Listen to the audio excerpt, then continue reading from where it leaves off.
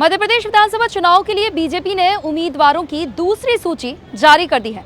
केंद्रीय मंत्री नरेंद्र सिंह तोमर, प्रहलाद पटेल और फग्गन सिंह कुलस्ते समेत 4 सांसदों को बीजेपी ने विधायकी का टिकट देकर चुनावी मैदान में उतारा है। साथ ही बीजेपी के राष्ट्रीय महासचिव कैलाश विजयवर्गीय को भी 10 साल के बाद फिर से प्रत्याशी बनाया गया है। लेकिन मुख्यमंत्री शिवराज सिंह चौहान के नाम की घोषणा अभी तक नहीं की गई है। ऐसे में अब सवाल उठना भी लाजमी है कि शिवराज सिंह चौहान इस बार का विधानसभा चुनाव लड़ेंगे भी या नहीं। बीजेपी शीर्ष नेतृत्व शिवराज सिंह चौहान के करीबी नेताओं के बजाय पीएम मोदी और अमित शाह के भरोसेमंद उम्मीदवारों को ही प्राथमिकता दे रहा है। सूत्रों के मुताबिक बीजेपी उम्मीदवारों के नाम भोपाल के बजाय दिल्ली से फाइनल किए जा रहे हैं। इतना ही नहीं, बीजेपी ने जिस तरह से शिवराज सिंह चौहान के समकक्ष नेताओं को विधानसभा के चुनावी मैदान में उतारा है, उसके सियासी नेतार्थ भी हैं। बीजेपी ने इस बार किसी भी नेता को सीएम का चेहरा नहीं बनाया है और अब दिग्गज नेताओं को उतारकर सीएम चेहरे के विकल्प को खुला छोड़ दिया है, जो सीधे शिवराज के लिए संकेत माना जा रहा है।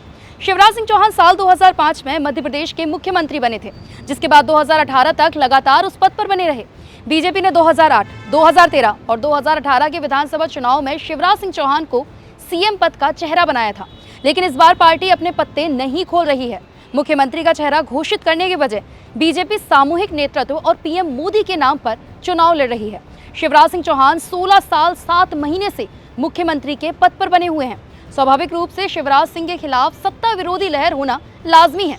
मध्य प्रदेश चुनाव को लेकर जिस तरह से मीडिया में सर्वे आ रहे हैं, उससे भी संकेत साफ दिख रहे हैं कि राज्य में बीजेपी को सत्ता विरोधी लहर से जूझना पड़ रहा है। यही वजह है कि बीजेपी इस बार शिवराज सिंह चौहान पर दांव खेलने से बच रही है और अब पार्टी ने दूसरी लिस्ट में 3 केंद्रीय मंत्रियों समेत 7 सांसदों को मैदान में उतार दिया है। इससे साफ है कि शिवराज सिंह चौहान को आगे करके बीजेपी जोखिम नहीं लेना चाहती। सूत्रों की माने तो शिवराज सिंह चौहान इस बार खुद ही विधानसभा चुनाव लड़ने से अपने कदम पीछे खींच सकते हैं। गुजरात विधानसभा चुनाव में पिछले साल देखा गया था कि पूर्व सीएम विजय रूपाणी और डिप्टी सीएम रहे नितिन पटेल ने खुद ही चुनाव लड़ने से मना कर दिया था। 2019 के लोकसभा चुनाव में उमा भारती हो, सुषमा स्वराज हो, कलराज मिश्रा जैसे कई बीजेपी के दिग्गज नेता चुनाव लड़ने से पीछे हट गए थे। इसी फॉर्मूले पर अमल करते हुए शिवराज सिंह चौहान भी खुद चुनाव नहीं लड़ने का ऐलान कर सकते हैं। इसके संकेत पीएम मोदी के दौरे से भी दिख रहे हैं। इसके बाद उम्मीदवारों की लिस्ट आना और उसमें शिवराज का नाम न होना इस संदेह को पुख्ता कर रहा है। पीएम मोदी ने सोमवार को भोपाल में जन आशीर्वाद यात्रा के समापन कार्यक्रम को संबोधित करते हुए एक बार भी सीएम शिवराज सिंह चौहान का नाम नहीं लिया। उन्होंने शिवराज की एक भी योजना का नाम तक नहीं लिया। शिवराज सिंह लाडली बहनों को हर महीने 1250 और 450 रुपए में सिलेंडर दे रहे हैं। एमपी में गेम चेंजर कही जाने वाली योजना का भी पीएम मोदी ने उल्लेख नहीं किया। इससे संदेश साफ है कि एमपी में चुनाव सीएम शिवराज नहीं बल्कि पीएम मोदी के चेहरे और काम पर ही लड़ा जाएगा। पीएम मोदी मध्य प्रदेश जाकर शिवराज सिंह चौहान को इग्नोर कर रहे हैं तो उसके सियासी मायने हैं। सूत्रों की माने तो ये साफ है कि बीजेपी को ये भरोसा नहीं है कि शिवराज के काम और नाम पर सत्ता में वापसी कर सकते हैं। बीजेपी के उम्मीदवारों की लिस्ट देखकर साफ तौर पर समझा जा सकता है कि पार्टी ने किस तरह से चुनावी जंग जीतने की रूपरेखा खींची है। बीजेपी की सबसे जरूरी और खास बात यह है कि जितने दिग्गज चुनावी मैदान में उतरे हैं वो शिवराज सिंह चौहान के समकक्ष हैं। इतना ही नहीं, उनमें से कई नेता पहले भी सीएम पद को लेकर अपनी महत्वाकांक्षा जाहिर कर चुके हैं। बीजेपी ने जिस तरह केंद्रीय मंत्री और सांसद विधानसभा का टिकट दिया है, उससे एक बात तो साफ है कि मुख्यमंत्री चेहरे को लेकर विकल्प खुला रखा है। यही वजह है कि सीएम शिवराज सिंह चौहान की भूमिका को लेकर सवाल उठ रहे हैं, क्योंकि बीजेपी ने जिन दिग्गजों को उतारा है वो सभी अपने अपने क्षेत्र में मुख्यमंत्री पद के दावेदार बताने का दावा करेंगे। शिवराज सिंह चौहान के गरीबियों की वजह पीएम मोदी के भरोसेमंद उम्मीदवारों को प्राथमिकता दी गई है।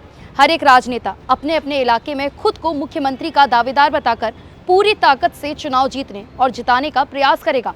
उन सभी की अपनी अपनी कास्ट केमिस्ट्री भी है। नरेंद्र सिंह तोमर और उदय प्रताप सिंह ठाकुर जाति से आते हैं तो रीति पाठक ब्राह्मण समाज से आती हैं। केंद्रीय मंत्री प्रहलाद पटेल, सांसद गणेश सिंह और राकेश सिंह ओबीसी समुदाय से आते हैं, जबकि केंद्रीय मंत्री फग्गन सिंह कुलस्ते आदिवासी समुदाय से आते हैं। इस तरह मध्य प्रदेश में बीजेपी ने ओबीसी से लेकर आदिवासी और राजपूत वोटों को साधने के लिए सियासी विसात बिछा दी है। मध्य प्रदेश विधानसभा चुनाव में बीजेपी ने कैलाश विजयवर्गीय को 10 साल के बाद फिर से चुनावी मैदान में उतारा है। विजयवर्गीय 6 बार से विधायक रह चुके हैं। बाबूलाल गौर से लेकर उमा भारती और शिवराज सिंह चौहान की कैबिनेट में कैलाश विजयवर्गीय मंत्री रह चुके हैं। शिवराज के साथ उनके रिश्ते 36 के रहे हैं। ऐसे में विजयवर्गीय और नरेंद्र सिंह तोमर को उतारने के पीछे का सियासी मकसद समझा जा सकता है। इतना ही नहीं, ओबीसी समुदाय से राकेश सिंह और प्रहलाद पटेल को बीजेपी ने जिस तरह विधानसभा चुनाव में उतारा है, उससे भी समझा जा सकता है कि राज्य में बीजेपी ओबीसी की नई सियासत खड़ी करना चाहती है। मध्य प्रदेश में चुनावी आचार संहिता लगने से पहले ही मुख्यमंत्री शिवराज सिंह चौहान ने मंत्रालय में सभी मंत्रियों, विभागों के प्रमुख सचिव और अधिकारियों के साथ महत्वपूर्ण बैठक की। इस दौरान कोरोना जैसे संकट की भी पूरी लगन से काम करने की टीम को आभार जताया गया। पौने 4 साल की उपलब्धियों पर मंत्रियों और अधिकारियों की मेहनत और तत्परता को लेकर धन्यवाद और बधाई दी गई। मंत्रियों, सीएस और समस्त पीएस का विशेष रूप से आभार व्यक्त किया गया। ऐसे में सवाल उठते हैं कि आचार संहिता लागू होने से पहले अधिकारियों का धन्यवाद देना कहीं चुनावी मैदान में शिवराज सिंह चौहान के कदम खींचने के संकेत तो नहीं है।